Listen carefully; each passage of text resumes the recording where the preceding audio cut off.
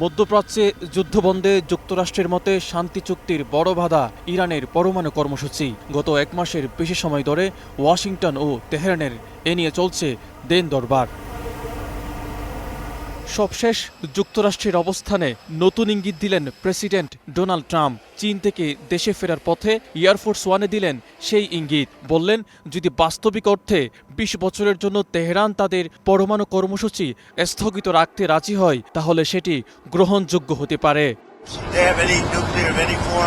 ২০ বছরই যথেষ্ট, কিন্তু তাদের কাছ থেকে যে ধরনের নিশ্চয়তা দরকার সেটা অবশ্যই বাস্তবিক ২০ বছরের হওয়া চাই।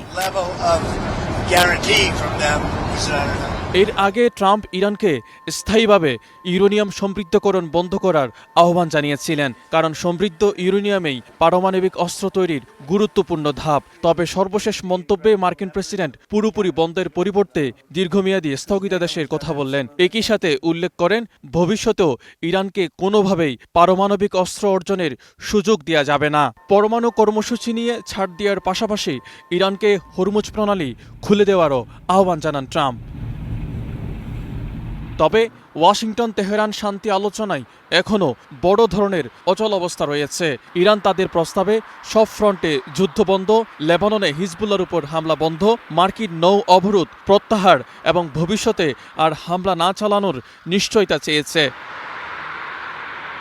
অন্যদিকে ইসরায়েলের প্রধানমন্ত্রী বেনিয়ামিন নেতানিয়াহু এখনও শক্ত অবস্থানে রয়েছেন। তার দাবি, ইরানের মজুতকৃত সমৃদ্ধ ইউরেনিয়াম পুরোপুরি সরিয়ে না নেওয়া পর্যন্ত যুদ্ধ শেষ হয়েছে বলে বিবেচনা করা যাবে না। মাজিদ শাহরিয়ার, স্টার নিউজ।